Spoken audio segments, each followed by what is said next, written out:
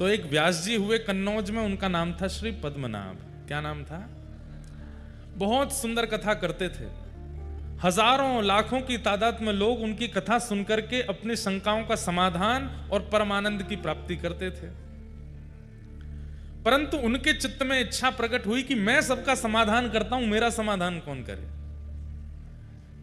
कई बार बंधुओं, कथा कहने वाले सबके समाधान करते, पर उनके चित्त में भी इच्छा होती है कि हम भी कहीं किसी गुरु आश्रय में जाएं जो हमारा समाधान करे। और एक बात बताएं, वक्ता अगर इस प्रकार की वृत्ति रखता है उसको अहंकार कभी नहीं हो सकता। नहीं तो इस व्यासपीठ पे अहम बहुत जल्दी आ जाता है। इतने लोग प्रणाम करते हैं, इतने लोग वंदन करते हैं, इतने लोग सब आगे पीछे घूमते हैं, सब करते हैं, तो अहम आना बहुत स्वाभाविक हो जाता है। लेकिन व्यासपीठ पर बैठा वक्ता भी अपने ऊपर किसी आचार्य को मानता है और उनके सदा शरणागत में रहता है, तो उसके अंदर अहम नहीं आ सकता। तो श्री पद्मनाभ व्यास जी ने मन में विचार किया कि पद्मनाभ दास जी ने कि मैं किसके आश्रय में जाऊं, मेरा समाधान कौन करे। इसी भावना से कथा कहते थे कि हे भागवत जी, आप कृपा करो कि मेरे समाधान करने वाले गुरु भी आवे। तभी कन्नौज में श्रीमद वल्लभाचार्य महाप्रभु जी का आगमन हुआ। बंधुओं, श्रीमद वल्लभाचार्य जी कौन है? भगवान के मुख का अवतार हैं। ठाकुर जी की प्रत्येक वस्तु अवतार धारण करती है। आप कहेंगे क्यों? उनको आवश्यकता क्या है? भगवान के कंगन भी अवतार लेते हैं, भगवान का मुकुट भी अवतार लेता है, ठाकुर जी की वंशी भी अवतार लेती है, ठाकुर जी की पीतांबरी भी अवतार लेती है।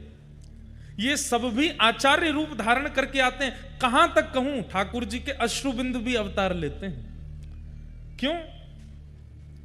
क्योंकि सब लोग इधर देखो, अति सामीप्य में वैल्यू नहीं होती।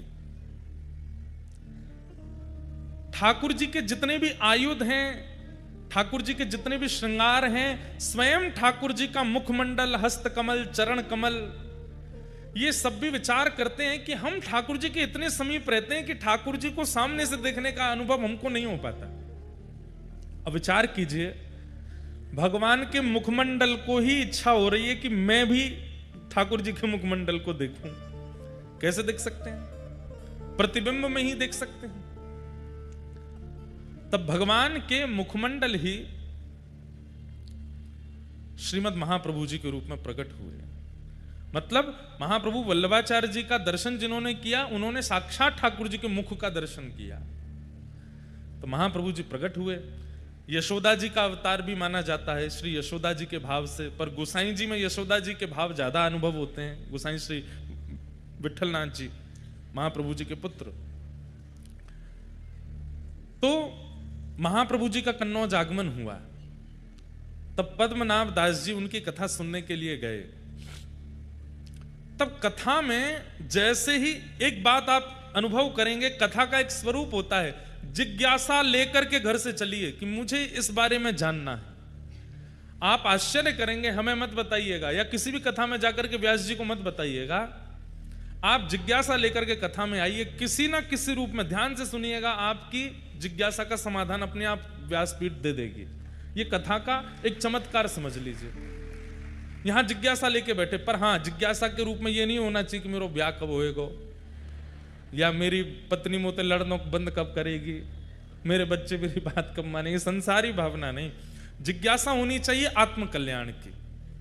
आप आकर के बैठो, आपकी जिज्ञासा का समाधान कथा करेगी। तो पद्मनाभ दास जी के चित्त में क्या जिज्ञासा थी?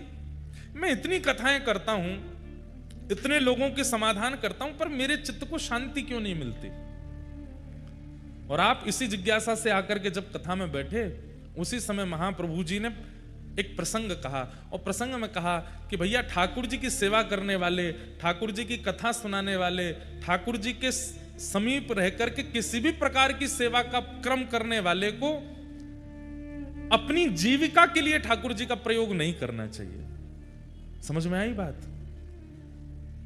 ठाकुर जी सजा धजा के बैठा दिए कि लोग बागा में चढ़ावा चढ़ावे, तो उस चढ़ावे से मेरे घर चले, कथा करें, उस पर चढ़ावा आवे, उससे हमारा घर परिवार चले। ठाकुर जी जीविका नहीं होने चाहिए। कर भी लो अगर जीविका के रूप में तो उसमें कोई दोष नहीं है। ठाकुर जी को तो प्रसन्नता ही होती है, चलो भैया मोते तेरो घर चले तो चला ले, मोते अगर तेरो सब चले तो कर ले।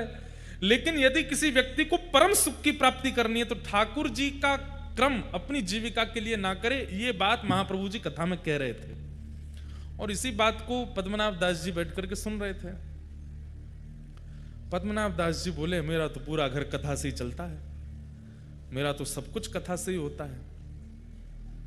महाप्रभु जी इस बात को कह रहे हैं तो मैं इसको पालन करके देखूं। दिक्कतें तो बढ़ जाएंगी क्योंकि हमारा सर्वस्व कथा ही है, लेकिन आप इतने बड़े आचार्य चरण अगर इस बात को कह रहे हैं तो एक बार पालन करके देखें। और उन्होंने उसी दिन प्रण ले लिया कि आज के बाद घर चलाने के लिए सत्यनारायण की कथा कर लेंगे, घर चलाने के लिए महाभारत की कथा कर लेंगे, रामायण की कथा कर लेंगे, पर भागवत जी की कथा अयाचक वृत्ति से होगी।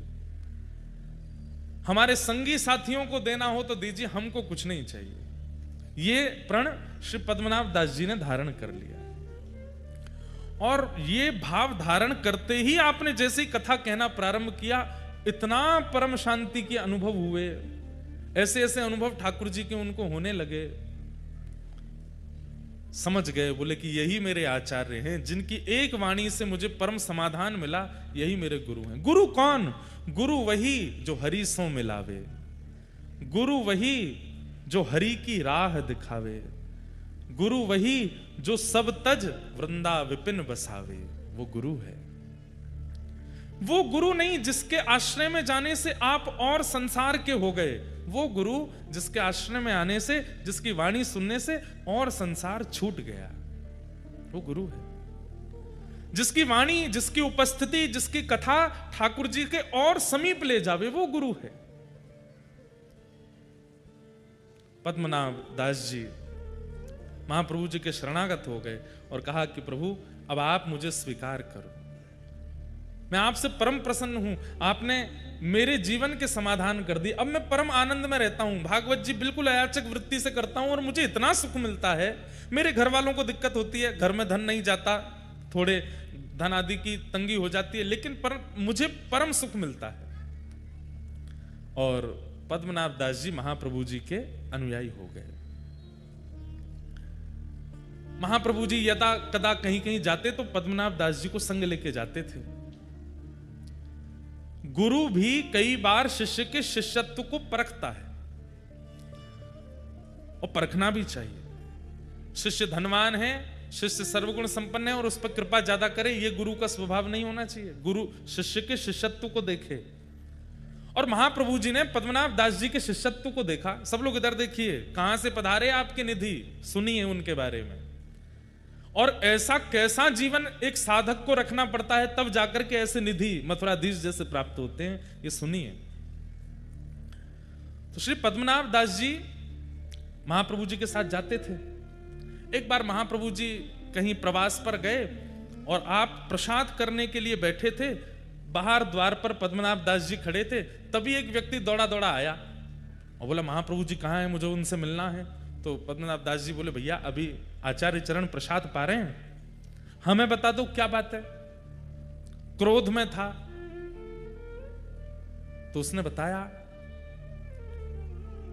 महाप्रभु जी के पीछे पीछे चल रहा था मैं, ये जान करके कि ये आचार्य हैं, इनकी सन्निधि में रहने से मुझे आनंद की प्राप्ति होगी, पर मेरे साथ तो गलत हो गया। बोले क्यों? अब ये तो आगे से कहीं मुड़ गए, वहां पर डकैतों ने मुझे पकड़ लिया और मेरा सब धन हरण कर लिया, मेरे गले का सब आभूषण ले गए और मेरे साथ तो बड़ा बुरा हुआ। तो मैं जितना मेरा आभूषण चोरी हुआ, जितने धन चोरी हुआ, सब मांगने आया हूं, क्योंकि इनके पीछे चल रहा था मैं। तो पद्मनाभ दास जी बाहर खड़े खड़े सोचे, ये बात महाप्रभु जी तक जाने लायक नहीं है। उन्होंने कहा कितना धन बनता है तुम्हारा? बोले इतना इतना धन बनता है। तो बोले चलो हम दिलाते हैं। और उनको किसी सेठ के पास गए, सेठ से कर्जा लेकर के उस व्यक्ति को धन दे दिया, महाप्रभु जी को नहीं बताया। अब वो सेठ जी बोले भैया इतना ब्याज बनेगा, कब लौटाओगे? बोले कि अब मैं करूंगा। खुद तो नियम धारण कर चुके थे कि बिना धन के कथा करनी है, और कोई कुछ आता नहीं था, धन कहां से आवे, वापस कैसे लौटा मैं? तब एक राजा आपके पास आया कि मुझे आपसे कथा सुननी है, आपके बारे में बहुत सुना है। तो बोले हम कथा तो करेंगे लेकिन दक्षिणा नहीं लेंगे। राजा तो कथा मांगने ही आया था, तो 4-5 बैलगाड़ी भर के सामग्री लेके आया था। बोले हम धन नहीं लेंगे। तो राजा बोला तो फिर ऐसे ही सुना दीजिए, हमको क्या, आप नहीं लेंगे तो हमें तो कथा सुननी है। लेकिन तभी उनको याद आया कि वो एक सेठ का हमको चुकाना है, पर कथा का पैसा भी नहीं लेना है, क्या करें। तो आपने राजा से कहा अगर हम भागवत ना सुना करके महाभारत सुना दें तो हम दक्षिणा ले लेंगे। राजा बोला हमको तो भागवत सुननी है। बोले कि सुनो देखो, हम तुमसे क्या छुपाएं, सीधी बात ऐसी है, हमने नियम लिया कि हम भागवत जी का दक्षिणा नहीं लेंगे, और हमको किसी का कर्जा चुकाना है तो हम महाभारत सुना देंगे ताकि तुम दक्षिणा दो तो हम उसका चुका दें। राजा इतना आनंदित हो गया, आप कितने सरल हैं, महाभारत ही सुनाओ। तब आपने महाभारत की कथा सुनाई, और महाभारत सुना करके जो दक्षिणा मिली ब्याज सहित उस सेठ को चुका दिया। अब ये खबर अभी तक महाप्रभु जी को नहीं है कि पीछे से ही शिष्य क्या कर रहे हैं। यही तो शिष्यत्व होता है। हम लोगों का शिष्यत्व कैसा कि हम गुरु जी के चरणार विंदों में कुछ अर्पित भी करते हैं तो 5 बार तो बता देते हैं, गुरु जी वहां से बनवाए, गुरु जी ये लेके आए, या गुरुदेव ऐसे ऐसी सेवा कर रहे हैं। गुरुदेव, अरे आपसे ना पता चले गुरुदेव को, कोई और जाकर के संकेत कर दे कि गुरुदेव आपके एक शिष्य हैं, वो तो ऐसी ऐसी सेवा करते हैं, ऐसा उत्सव करते हैं, ऐसा, तो गुरुदेव को जो प्रसन्नता होगी ना, वही प्रसन्नता ठाकुर जी की प्राप्ति कराएगा। प्रयास किया कीजिए कि आचार्य हमसे रीझ हैं, हम बताएं उससे नहीं, कोई और जाके संकेत कर दे। और उसमें भी ये भावना नहीं होनी चाहिए ये गुरु जी के बहुत पास रहता है, इसके सामने करूंगा तो ये बता देगा। नहीं, आपके अंदर ये भावना ही नहीं आवे। महाप्रभु जी के पास जब ये बात गई, महाप्रभु जी ने पद्मनाभ दास जी को बुलाया, बोले सुनो, वो एक व्यक्ति उस दिन लड़ रहा था द्वार पर आकर के, तुमने हमसे क्यों नहीं मिलवाया?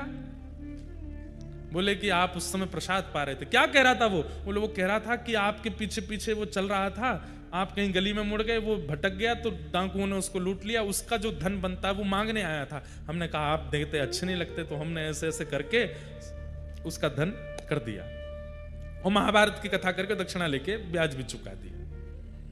महाप्रभु जी के नेत्र सजल हो गए, हृदय से लगा लिया, हम तुमसे बहुत प्रसन्न हैं, मांगो कुछ। तब आपके चित्त में इच्छा प्रकट हुई कि मुझे ठाकुर जी की सेवा मिले। आचार्य चरण, आप कृपा करके मुझे ठाकुर जी की निज सेवा प्रदान कर दीजिए। जैसे अन्य सेवक आपके अपने घर में नवनीत प्रियालाल जी की सेवा करते हैं, अन्य ठाकुरों की सेवा, चित्रपट की सेवा आदि आदि करते हैं, ऐसी मुझे भी आप एक सेवा प्रदान करें। पर मेरी एक इच्छा है, ध्यान से सुनिएगा, मेरी एक इच्छा है। बोले क्या?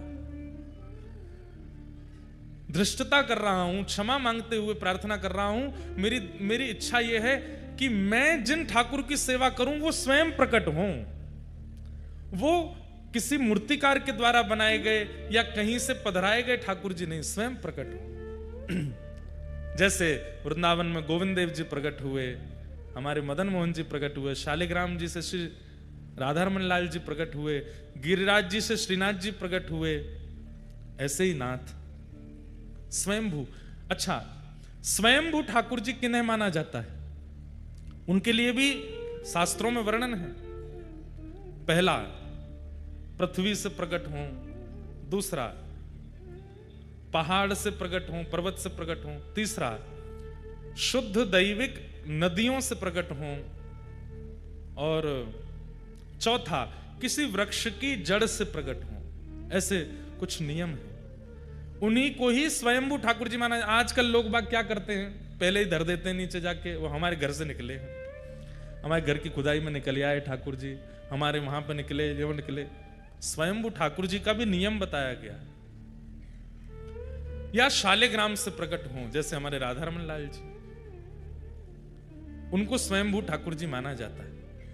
तो श्री पद्मनाभ दास जी ने इच्छा प्रकट की कि महाप्रभु जी, मैं सेवा करना चाहता हूं ठाकुर जी की, लेकिन ठाकुर जी स्वयंभू हों, स्वयं प्रकट हों। महाप्रभु जी प्रसन्न हो गए, बोले चिंता मत करो, प्रतीक्षा करो, अगर सेवा चाहते हो तो सेवा तो आज से पधरा दें, लेकिन तुम्हारी इच्छा स्वयंभू की है तो स्वयंभू के लिए चित्त में ठाकुर जी को विराजमान करो और बस प्रतीक्षा करो। कृपा होगी तो ठाकुर जी प्रकट होंगे। पद्मनाभ दास जी बोले ठाकुर जी की कृपा कब होगी पता नहीं, वो तो 1 जन्म 2 जन्म 10 जन्म लगा देते हैं, पर गुरु प्रसन्न हो जाएंगे तो अभी हो जाएगी। आप बस रीच करके कह दीजिए कि ठाकुर जी मिलेंगे। महाप्रभु जी बोले हम आशीष देते हैं कि ठाकुर जी मिलेंगे, बस प्रतीक्षा करो। अब प्रतीक्षा करो यह शब्द कहा तो इसके बाद शिष्य का यह मतलब नहीं होता कि रोज पूछे और कितनी प्रतीक्षा और कितने दिन, नहीं। प्रतीक्षा मतलब अब करते ही रहो, पूछो नहीं दोबारा।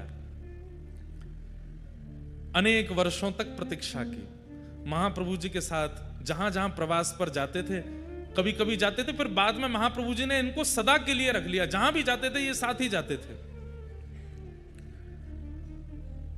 प्रवास करते हुए एक दिन आप गोकुल पधारे, पद्मनाभ जी साथ में पधारे और गोकुल में संध्या के समय पर महाप्रभु जी यमुना जी के तट पर बैठ करके संध्या कर रहे थे और दूर बैठ करके श्री पद्मनाभ दास जी अपने गुरुदेव को बस देखते ही रहते थे, दर्शन ही करते रहते थे। दर्शन करते करते करते करते तभी यमुना जी की रेत अपने आप खिसकने लगी जमुना जी के भीतर। आप देख करके आश्चर्यचकित हो गए और महाप्रभु जी की उस समय संध्या चल रही थी, संध्या का मध्यस्थ था। और तभी क्या देखते हैं कि ताल वृक्ष के समान, 7 ताल वृक्षों के समान विशाल स्वरूप ठाकुर जी का शंख चक्र गदा पद्म धारण करके प्रकट हो गए हैं। बोलो मथुराधीश की। इतने विशाल स्वरूप प्रकट हुए कि 7 ताल के वृक्ष के समान स्वरूप था ठाकुर जी का। आचार्य चरण ने देख करके तुरंत प्रणाम किया। पद्मनाभ दास जी तो देख करके हैरान रह गए, ये कितना विशाल विशिष्ट स्वरूप, अद्भुत स्वरूप के दर्शन करके आप आनंदित हो गए। तभी महाप्रभु जी ने आज्ञा की कि निवेदन कियो, जय जय इतने बड़े बनकर के आयो, कैसे सेवा करेंगे? नसैनी लगानी पड़ेगी मोह तक पहुंचवे के काजे। इतना सब कैसे विस्तृत होएगा? इतना बड़ा आपको स्वरूप है, इतने बड़े मंदिर बनाने पड़ेंगे। थोड़ी कलयुग की प्रधानता है, आप थोड़ा सा नेक हम अर्चकन पर नेक ध्यान धरो और अपनो रूप नेक सूक्ष्म करो। तब वही विशाल स्वरूप छोटे से बनकर के श्री महाप्रभु वल्लभाचार्य जी की गोद में पधारे और वही स्वरूप आज यहाँ कोटा में विराजमान। दूर खड़े खड़े नेत्र लाल हैं, नेत्रों से अश्रु गिर रहे हैं श्री पद्मनाभ दास जी के, हाथ जोड़ करके केवल कंपन हो रहा है। महाप्रभु जी मंद मुस्का करके कहते हैं, देखो तुम्हारी इच्छा आज पूर्ण भई और तुम्हारे लिए स्वयंभू ठाकुर जी श्री मथुराधीश प्रकट हुए हैं। नामकरण कर दिया, इनका नाम क्या बोले? मथुराधीश है। तब पद्मनाभ दास जी सन्मुख आकर के बैठ गए। बोले महाराज आपने इनका नाम मथुराधीश क्यों रखा? तब आचार्य चरण ने कहा कि देखो ये मथुरापुरी जो है ना, इसका मूल नाम मधुरापुरी है। जहां पर मधुर श्री कृष्ण का प्राकट्य हुआ वो मधुरा है, वो मथुरा अपभ्रंश होकर के और कुछ शास्त्रीय कारणों से उसका नाम मथुरा है, पर वास्तव में मधु नामक दैत्य को मारा था यहां पर, इसीलिए इसका नाम मधुरा है। और मधुरा के जो अधीश हैं वही मथुराधीश है, इसलिए इनका नाम मधुराधीश है। और आपने और निवेदन किया कि इनके स्वरूप के बारे में मुझे बताओ। तब महाप्रभु जी कहते हैं, गोद में बैठे हैं मथुराधीश जी, सामने पद्मनाभ दास जी बैठे हैं कि तम अद्भुतम बालकमंबुजेक्षणम। ध्यान से सुनिएगा, ये मथुराधीश जी जो हैं ये विशाल विराट ठाकुर जी नहीं है। देवकी मैया के गर्भ से जब ठाकुर जी जन्मे, 1 दिना के लाला जब थे श्री कृष्ण कंस के कारागृह में, तब उनका जैसा स्वरूप था वही स्वरूप है श्री मथुराधीश जी का। ये छोटे लाला ही हैं, छोटे लाला 4 भुजा वाले हैं। तम अद्भुतम बालकमंबुजेक्षणम चतुर्भुजं शंख गदार्युदायुधं श्रीवत्सलक्ष्मं गलसौभकौस्तुभं पीतांबरं सान्द्रपयोधसौभगम्।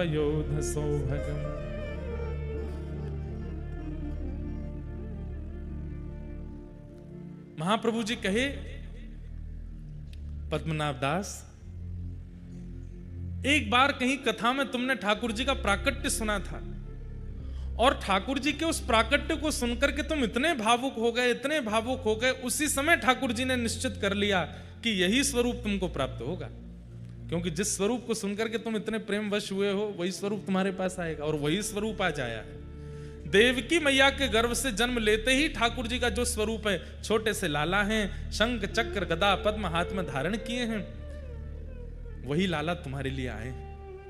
शंख चक्र गदा पद्म का अर्थ क्या है बंधुओं? पृथ्वी, अग्नि, जल, वायु और आकाश, ये पंच तत्व हैं। बहुत ध्यान से सुनिए सब लोग, इधर देखो, इधर देखो, सुनो। भगवान के चतुर्भुज रूप में जो शंख है, ये जल तत्व है। शंख का प्रादुर्भाव कहां से होता है? कहां से होता है? जल से होता है। तो जल तत्व के रूप में शंख विराजमान है। अग्नि तत्व के रूप में सुदर्शन चक्र विराजमान है, क्योंकि चक्र जब ठाकुर जी के हाथ से प्रकट होते हैं उस समय अग्नि के समान तेज प्रकट हो जाता है।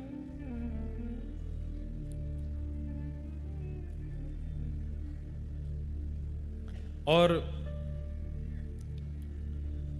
जो भूमि तत्व है, उस भूमि तत्व से ठाकुर जी के हाथ में कमल विराजमान है, और आकाश तत्व से ठाकुर जी के हाथ में गदा विराजमान है, और वायु तत्व ठाकुर जी का स्वयं स्वरूप है। कैसे? कोई भक्त पुकार ले तो बूंदी में प्रकट हो जाएंगे, कोई भक्त पुकार ले तो चित्तौड़गढ़ में प्रकट हो जाएंगे, कोई भक्त बुला ले तो गोवर्धन जी चले जाएंगे। वायु के समान जो यहां वहां यत्र तत्र भ्रमण करते रहें। कुम्मन दास जी बुलावे तो ठाकुर जी उनके पास चले जाएं, सूरदास जी बुलावे तो ठाकुर जी उनके पास पहुंच जाएं। एक ही दिन में हजारों भक्तों को एक साथ वायु के समान स्पर्श करा के दर्शन कराने की क्षमता ठाकुर जी रखते हैं, इसलिए वायु तत्व स्वयं ठाकुर जी हैं। और बाकी पृथ्वी, अग्नि, जल और आकाश, इन चार तत्वों के रूप से ठाकुर जी के चार आयुध विराजमान हैं। लेकिन निकुंज में जब आप प्रवेश करेंगे तो निकुंज में इनका अर्थ अलग है। निकुंज में कमल जो है वो श्री जी का स्वरूप है, श्री किशोरी जी है, और शंख जो है वो श्री जी की प्रधान सखियां ललिता, विशाखा आदि अष्ट सखियों का स्वरूप है। मतलब ठाकुर जी अपने आसपास हमें दिखाते हैं कि शंख चक्र गदा पद्म है, पर वास्तव में यहाँ श्री जी और सब प्रधान सखियां नित्य जैसे ही कपाट बंद होते हैं तो प्रकट हो जाती हैं, उनकी लीला में सहायक बन जाते हैं। तो बोले फिर गदा और चक्र किस लिए है? बोले कहीं कोई निकुंज का अधिकारी नहीं है और वो यहाँ अनुभव करना चाहे तो उसके लिए गदा और चक्र बाहर रक्षक के रूप में विराजमान होते हैं। इस प्रकार से चार आयुध है। इस प्रकार महाप्रभु जी ने घंटों बैठ करके मथुराधीश जी को अपनी गोद में बैठा करके पद्मनाभ दास जी को प्रवचन किया, और फिर घड़ी आई, पद्मनाभ दास जी से कहा आओ और अपने ठाकुर जी स्वीकार करो। तब श्री पद्मनाभ दास जी के माथे श्री मथुराधीश जी विराजमान हुए, और जैसे ही आपने अपने घर में उनको विराजमान किया, महाप्रभु जी ने जैसे ही आज श्रृंगार में दर्शन किया श्री मथुराधीश जी का, निकल पड़े शब्द मुख से, अधरम मधुरम वदनम मधुरम, अधरम मधुरम वदनं मधुरं, नयनम मधुरम हसितं मधुरम, नयनं मधुरं हसितं मधुरं, मधुराधिपते अखिलं मधुरम। वही मथुराधीश श्री मथुराधीश आपके कोटा में विराजमान हैं। आप सबन को ऐसे मधुराधिपति अखिलम मधुरम ठाकुर जी प्राप्त है वे की बधाई हो, बधाई हो, बधाई हो। खूब खूब आपको बधाई जो ऐसे ठाकुर जी आपके नगर में विराज रहे हैं। जाए करो भैया, नित्य दर्शन करवे को नियम बन जाए तो नित्य जाओ, नित्य नहीं जा सको तो 2 दिना में जाओ, 2 दिना में ना जा सको तो 5 दिना में, नहीं तो हफ्ता में जाओ। हफ्ता से ज्यादा नहीं बोलेंगे, हफ्ता में तो जाना ही पड़ेगा। ठाकुर जी कृपा करके कोटा में विराज रहे हैं। ऐसी सुंदर लीला आज हमने अनुभव की तो मन में भाव हुआ कि आज कथा में श्री मथुराधीश जी के प्राकट्य की कथा सुना करके ही नंदोत्सव में जाएंगे।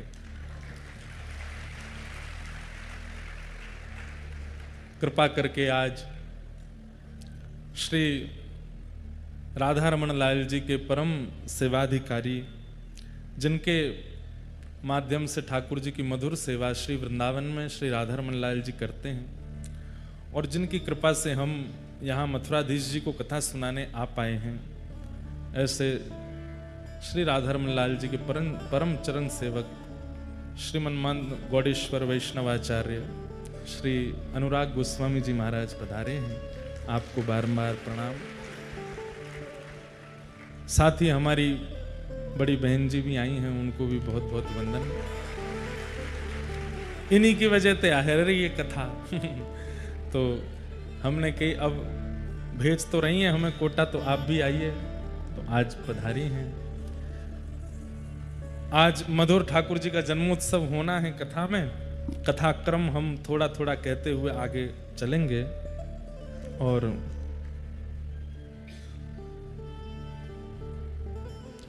कोई कह रहे हैं कि मीराबाई के स्वप्न में ठाकुर जी से शादी हुई थी, वो वाला पद सुना दीजिए। वो तो अब विरह का भाव है, कल या परसों में मीराबाई सा के खूब भाव सुनेंगे, क्योंकि बाईसा का भी स्थान पास में ही है, राजस्थान है। पर आज तो ठाकुर जी के जन्मोत्सव के लिए चलते हैं। देखो आगे छतरी वाले सब खड़े हैं यहाँ पे, कथा सुनने बेचारे छतरी में खड़े खड़े अब खड़े रही हो, नंदोत्सव भी छतरी के संग ही नाची हो। जल्दी आते तो बैठने को मिल जाता, अब लेट आए तो खड़े तो होना पड़ेगा। लेकिन बड़ी कृपा है ठाकुर जी की, और संभवतः 5-6 दिन की बारिश बता रहे हैं लोग बाग। तो ज्यादा जगह का अभाव पड़ेगा तो हमारा मंच खाली है, 2-4 लोगों को यहां बुला लेंगे। ज्यादा वर्षा रही तो यजमान परिवार एलन परिवार को तो यहीं बैठा लेंगे ऊपर, आगे वाला जगह भी खाली हो जाएगी तो 500-600 लोग यहां भी बैठ जाएंगे, और यही व्यवस्था हम कर सकते हैं। लेकिन अब चलो कथा में प्रवेश करें। कल हम लोग भीष्म पितामह का सुंदर भाव सुन रहे थे। भीष्म पितामह ठाकुर जी से निवेदन करते हैं कि नाथ बंधुओं देखो, एक बात हमें समझ में आई है आज तक कथा कहते हुए, केवल भक्ति करना, केवल नाम जपना, केवल व्रत अनुष्ठान करना मात्र से ठाकुर जी की प्राप्ति संभव नहीं है। उसमें कुछ आधुनिकता होनी चाहिए, उसमें कुछ नवीनता होनी चाहिए, उसमें भाव का पुट होना चाहिए। अब आप स्तुति गाते हैं, पर स्तुति केवल गा ही रहे हैं, उसका कोई उसमें कुछ नवीनता नहीं है, उसमें कुछ आपका भाव प्रकट नहीं है, तो फिर उस भाव से ठाकुर जी कैसे रीझें? भाई घर में रोटी रोज बनती है, लेकिन जिस दिन जमाई राजा आते हैं उस दिन विशेष बनती है। उस दिन रोटी में घी भी बढ़िया वाला लगाया जाता है, उस दिन सब्जी में भी नमक वगैरह उस दिन कमी नहीं होती है। बाकी के दिन कभी नींबू नहीं, नमक नहीं, कभी कुछ नहीं। जमाई जिस दिन आते हैं उस दिन विशेष बनती है। बच्चों को भी रहता है जीजा जी आते रहा करो, हमको भी बढ़िया बढ़िया खाने को मिलता रहता है क्यों? प्रस्तुतिकरण में ही तो प्रेम होता है। अब जो माता जी रोज बनाती हैं वही उस दिन भी बना दें तो फिर क्या विशेष हुआ? मेहमान घर आए और आप वैसे ही सामान्य सी घिया की तोरई की सब्जी बना दे, तो वैसे बढ़िया घेरा तोरई तो वही बना दो, तो उस दिन तो कुछ विशेष बनना चाहिए ना। ऐसे ही ठाकुर जी की सेवा आराधना भी भिंडी लौकी घिया की तरह नहीं करनी है। बस करनी है, ये नियम है, ये ऐसे है, ऐसे ऐसे करते रहो बस। नियम की पूर्ति नहीं, समय की पूर्ति नहीं करनी है। जितना नियम है, जितना समय है, उसमें कुछ अद्भुत करना है, कुछ विशेष करना है। और विशेष अद्भुत चाह करके नहीं होता। जब कथा आदि श्रवण करते करते भाव जागृत चित्त में हो जाते हैं तो अपने आप बनता है, अपने आप होने लगता है। कहते हैं यही पद्मनाभ जी ठाकुर जी को जब विराजमान किए तो अयाचक वृत्ति से तो हो गए थे पहले से ही, कुछ धन आदि लेते नहीं थे। मथुराधीश विराजमान है। अब ठाकुर जी की सेवा में तो अष्टयाम सेवा होती है, खूब रज रज के प्रसादी बनती है, खूब बढ़िया बढ़िया सामग्री बनाई जाती है, खूब बढ़िया पोशाक बनती है, तो धन की जरूरत तो होती है। तो एक समय आने पर ऐसी स्थिति हो गई श्री पद्मनाभ दास जी की कि मथुराधीश जी को भोग भी नहीं पधरा पा रहे थे। तब आपने क्या किया, केवल छोले थे आपके पास में, तो उन छोलों को ही पात्रों में रख देते थे और पात्र को ऊपर से ढक करके ठाकुर जी से कहते, जय जय, आप सामग्री थोड़ी देखते हो, आप तो भाव देखते हो ना। अब सामग्री के लिए तो हम पर इतनी संपत्ति नहीं है, इतनी व्यवस्था नहीं है कि हम आपको विविध विविध सामग्री पवा सकें। अब ये छोले ही हैं, आप इनको स्वीकार करो। और आप छोले ढक करके और ऐसा भाव रखते, जय जय, है सारे पात्रों में छोले ही, लेकिन भावना क्या कर देते, देखो कैसी बढ़िया कढ़ी बनी है, जय जय, भोग लगाइयो प्रेम से। या में खीर पधराई है, जय जय, ऊपर ते केसर डारी भैया प्रेम से पइयो। या में श्रीखंड है, या में मलाई रबड़ी है, या में ये साग है, या में ये सामग्री है, या में ये दूध घर की सामग्री है, ऐसी रोटी है, ऐसी पूड़ी है। ऐसी केवल भावना रखते थे और नेत्रों से अश्रु प्रवाह करते, बोले ठाकुर जी भावना को प्रसाद है, स्वीकार करो। कहते हैं भोग पधरा करके, छोले पधरा करके जाते, थोड़ी देर बाद में मंदिर में सुगंधी आने लगती कढ़ी की, थोड़ी देर में सुगंधी आती खीर की, थोड़ी देर में सुगंधी आती रबड़ी मालपुआ की। जो जो भावना वो धारण करते थे छोलों में से वैसी सुगंधी आने लगती। ठाकुर जी उसको वही भाव मान करके स्वीकार कर लेते थे। भाव बिना सब साधन झूठो, भाव बिना सब साधन झूठो, बिरथा सकल निधान, भाव के वश में है भगवान, भाव के वश में है भगवान। हम सब प्रस्तुत करते हैं, केवल भाव ही नहीं करते। भाव की प्रस्तुति नहीं होती, बाकी सब प्रस्तुत होता है। भाव नहीं तो हर मंदिर में दीखत बस पाषाण, भाव होए तो जित देखूं तित प्रकट होए भगवान, भाव के वश में है भगवान। हमने भावना की, कई लोग ऐसा बोल जाते हैं, अरे आपका उत्सव चल रहा था, आपका वो बढ़िया बारिश हो गई, इंद्र ने सब मिटा दिया, इंद्र ने तो ऐसा विघ्न डाला। अरे विघ्न विघ्न मानोगे तो विघ्न है। हमने क्या माना, ठाकुर जी आए हैं प्रकृति के रूप में, एक पूरा कथा पंडाल लेके बैठे हैं। भावना रखी, सबके मुख प्रसन्न हो गए, सब आनंदित हो गए और ठाकुर जी की भावना हो गई। भाव। भीष्म पितामह सामान्य बात कह रहे हैं कि मेरा मन आपके चित्त में लगे, लेकिन इस भावना से अपनी स्तुति में कह रहे हैं कि ठाकुर जी प्रसन्न हो गए। भीष्म पितामह की स्तुति सुनकर के ठाकुर जी अत्यंत प्रसन्न हुए, अत्यंत आनंदित हुए। और अंत तो गत्वा भीष्म पितामह कहते हैं, बोले नाथ, जीवन में मैंने आपसे कुछ नहीं मांगा, लेकिन आज कुछ मांगना चाहता हूं। ठाकुर जी बोले कहो। ललित गति विलास वल्गुहास, प्रणय निरीक्षण कल्पितो रुमान, कृतमनुकृतवत्य उन्मदान्धा, प्रकृति मगन किल यस्य गोपवध्वः। भीष्म पितामह क्या कह रहे हैं, बोले नाथ, सुदर्शन चक्र के साथ आपका दर्शन किया है, विराट रूप में आपका दर्शन किया है, द्वारिकाधीश रूप में आपका दर्शन किया है, अर्जुन के सारथी के रूप में आपका दर्शन किया है, और बहुत सारे दर्शनों को यहां बताया। जब आप चाबुक चलाते थे तो घोड़ों के पैरों से उड़ने वाली धूल आपके पसीनों से आके चिपक जाती थी। उस समय आपके घुंघराले केश आपके मुखमंडल पर आते थे, और आप इतने व्यस्त होते समय अपने हाथों से जब अपना मुख पहुंचते थे, आपकी वो छटा, आपकी वो छवि, मैंने सब रूपों में आपका दर्शन किया। केवल एक रूप है जिसका मुझे अभी तक दर्शन नहीं हुआ है।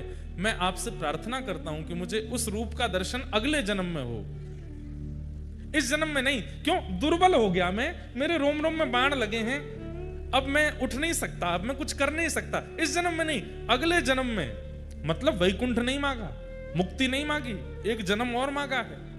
और कैसा दर्शन करना चाहता हूं? बोले ललित गति विलास वल गुहासन।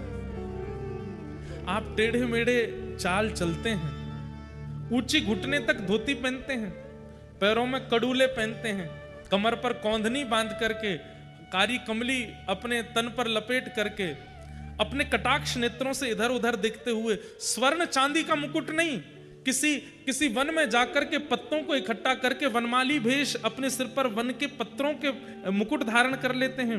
एक हाथ एक गैया के कंधे पर डाल करके दूसरे हाथ से वेणु रोग करते हुए, वो वृंदावन के बाल कृष्ण, उनका मुझे दर्शन करना है, उस छवि का मुझे अनुभव करना है। और उस छवि का दर्शन करने के लिए, हे नाथ, या तो मुझे व्रज की गोपी बना देना, या व्रज की मुझे गैया बना देना। बंधुओं, इस कथा में गोपाष्टमी भी आएगी। कल है कि परसों है? परसों है या कल भी है शायद। गोपाष्टमी पर हम विशेष लीला सुनाएंगे गौ चारण की, ठाकुर जी की। कितना प्रेम करते हैं ठाकुर जी गैयाओं से। आज भीष्म पितामह कह रहे हैं, महाभारत का सबसे श्रेष्ठ योद्धा है भीष्म पितामह। इनको बाणों की सैया पर ही इसीलिए डाला गया कि एक अंग भी इनका अगर रह गया तो ये महाभारत युद्ध पांडवों को जीतने नहीं देंगे, इसलिए रोम रोम में बाण लगा है। भले ही कौरव पक्ष के हैं, लेकिन उनके चित्त की भक्ति, ऐसी भक्ति किसी में नहीं है पूरे महाभारत के पात्रों में जैसी भीष्म पितामह में।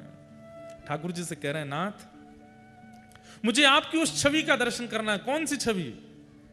सूरदास जी कहते हैं, शोभित कर नवनीत लिए। सुबह सुबह आज दर्शन किए जिस छवि के। बंधुओं, अब हमारे मूर्तिकार भाई बंधु ऐसे छवि बनाने लगे हैं ठाकुर जी की। वास्तव में वो छवि पता है कैसी है? मूल छवि ऐसे है, एक हाथ नीचे है, दो घुटने हैं, और नवनीत बिल्कुल थोड़ी के नीचे ही है। ऐसे छवि है ठाकुर जी की। ये छवि है श्री नवनीत प्रियालाल जी की। अब लोग उनको लड्डू गोपाल कहते हैं। वो लड्डू नहीं है हाथ में, वो मक्खन है, वो नवनीत है। अरे लाला के दांत ना निकरे हैं, घुटमुन चलने वाले बालक के दांत निकल आते हैं, वो लड्डू कैसे खाएगा? वो तो नवनीत ही खाते हैं, वो तो मक्खन ही खाते हैं। वो नवनीत प्रियालाल हैं, मक्खन गोपाल कह लो। लड्डू गोपाल तो चलो, अब उसको हम गलत नहीं कहेंगे कि वो गलत है। ऐसा मान लो कि जिनके लड्डू जैसे गाल हैं वो लड्डू गोपाल, लड्डू जैसे हाथ है, लड्डू जैसे पाम है, लड्डू जैसे है, वो लड्डू गोपाल। लेकिन हाथ में लड्डू नहीं है, हाथ में तो मक्खन है। इस छवि का सबसे पहले वर्णन किसने किया? सूरदास जी ने। गाइए मेरे साथ। शोभित कर नवनीत लिए, शोभित कर नवनीत शोभित कर नवनीत लिए, शोभित कर नवनीत। कैसे हैं? घुटरुन चलत रेणुतन मंडित, घुटरुन चलत रेणुतन मंडित, घुटरुन चलत रेणुतन मंडित।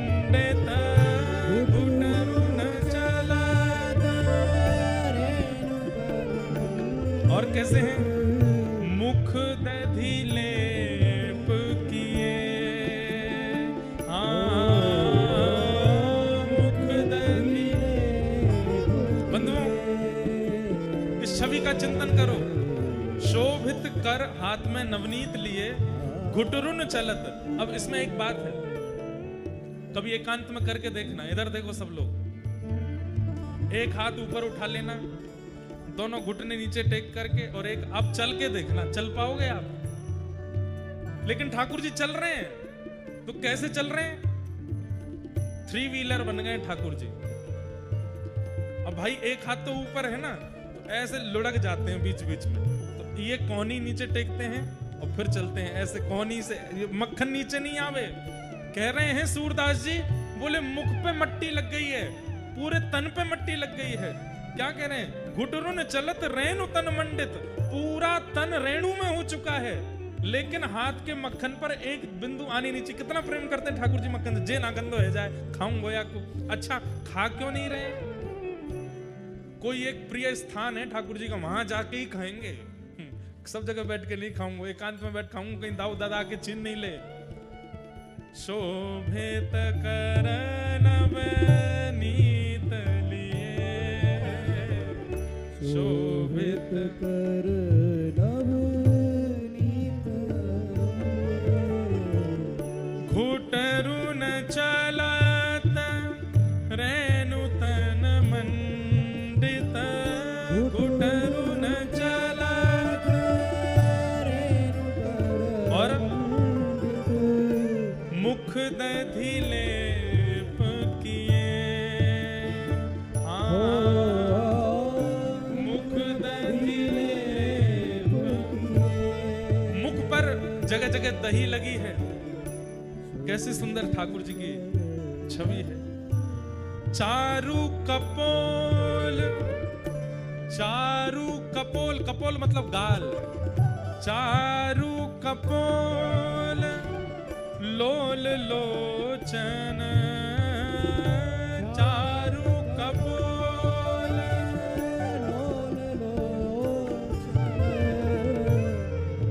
गोल गोल गाल हैं और बड़े बड़े नेत्र हैं। लोल लोचन मतलब लुभाने वाले ऐसे नेत्र हैं ठाकुर जी के कि जब चल के इधर उधर देखते हैं तो आकर्षण बनता है उन नेत्रों की ओर। चारु कपोल लोल लोचन, चारु कपोल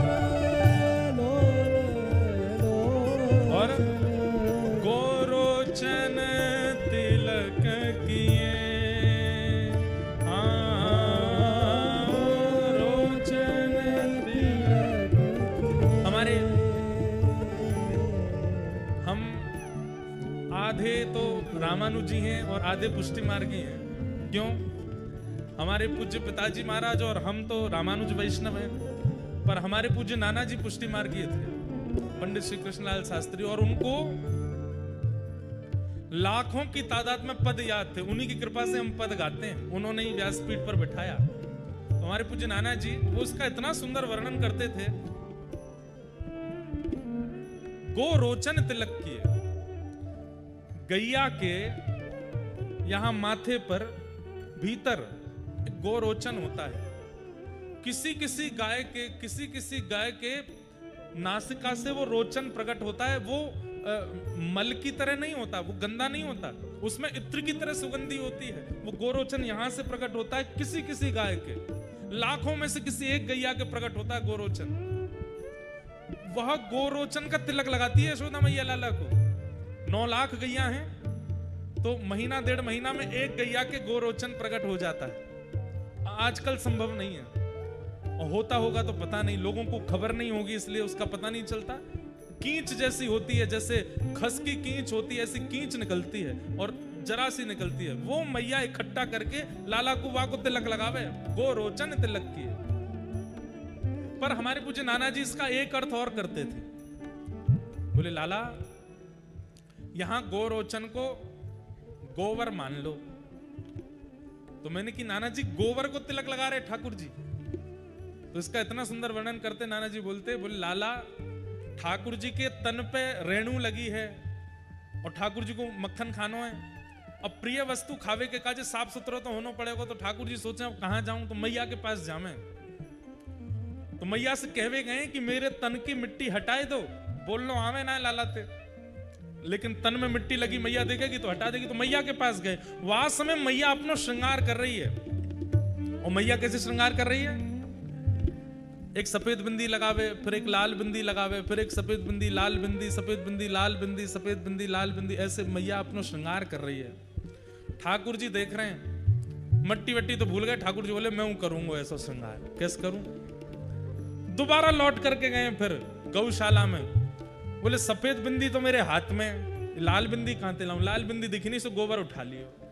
सो एक बिंदी तो मक्खन की लगा में और दूसरी बिंदी गोबर की लगा में, फिर एक बिंदी मक्खन की लगा में, फिर दूसरी बिंदी गोबर की लगा में। ऐसे ठाकुर जी अपने मुख पर यहां पर दही लेप रखी है, ऊपर यहां पे मक्खन और गोबर से ठाकुर जी गो रोचन तिलक की। कितना सुंदर वर्णन है सूरदास जी की वाणी में।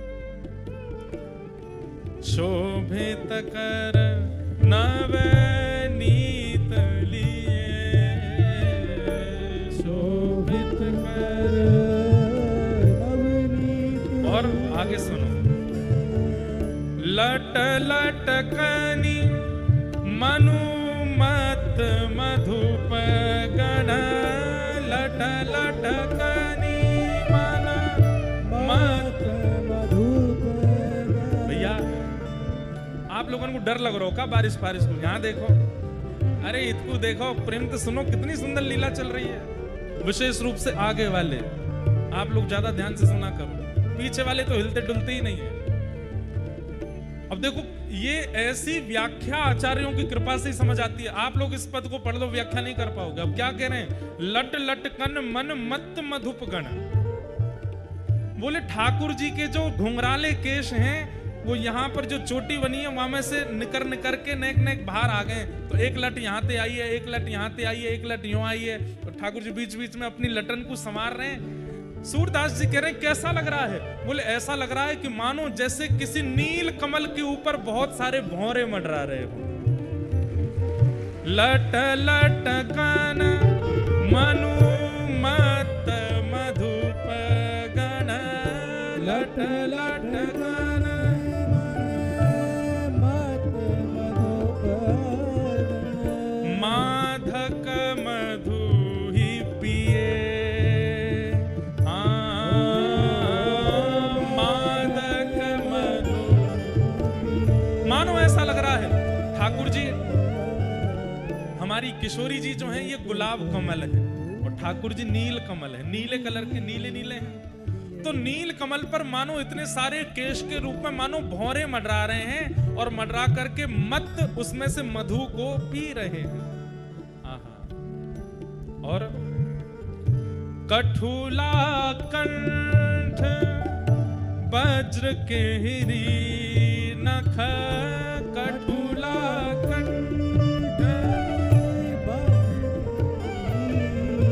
एक श्रृंगार में एक आपने देखा हो, ठोस सोने का एक श्रृंगार होता है, वो केवल ऐसे पहन लिया जाता है, उसको कठुला कहते हैं। और कठुला के नीचे ठाकुर जी कह रहे हैं मैं तो भीतर ही आऊंगा पंडाल में। ऐसा सुंदर वर्णन है रो तो मन तो करेगो। इस समय देखो, आप इधर की तरफ देखो, जो प्रकाश है यही श्री ठाकुर जी को वर्ण है। ऐसे ही है श्याम सुंदर, ऐसा ही वर्ण है बिल्कुल। नील सरोरुह, ना तो नीले हैं ना काले हैं, ऐसे उनका वर्णन ऐसा ही। आहा। कठुला कंठ। और मैया केवल 2 माल पहनाती है लाला को, कंठ में कठुला पहनाती है और नीचे बाघ नख। जो बाघ होता है उसके नाखून, 2 नाखून ऐसे विपरीत करके यहाँ बगनखा पहनते हैं, इससे लाला को नजर ना लगे। तो कैसे हैं ठाकुर जी? इसलिए हम कहते हैं कि जय जय को ठाकुर जी को बगनखा जरूर पहनाओ। और नख यदि बाघ का कहीं संभव, बाघ को पकड़ करके नहीं लेना, पकड़ के ले भी नहीं पाओगे। कहते हैं कि जब बाघ चलता है तो कहीं कहीं उसके नाखून टूट के गिर जाते हैं, तो कोई फॉरेस्ट वाले आपके जानकार हो तो उनसे मंगवाओ। और अगर संभावना नहीं बन सकती बाघ नख की, तो फिर बाघ नख की तरह सोना चांदी या कोई भी धातु उसकी आकृति में बनवा के पहना दो, उससे ठाकुर जी को नजर गुजर नहीं लगती। ठाकुर जी को नजर नहीं लगेगी तो सेवक को भी नहीं लगेगी, वहां के सेवक परिवार को भी नहीं लगेगी। बग नखा पहना, कठुला कंठ वज्र केरी नख, कठुला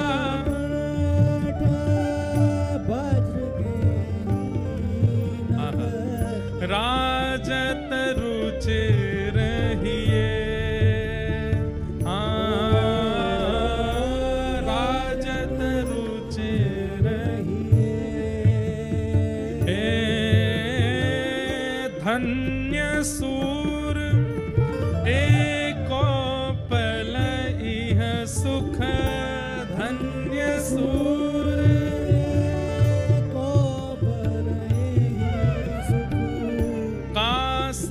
कल्प जिए,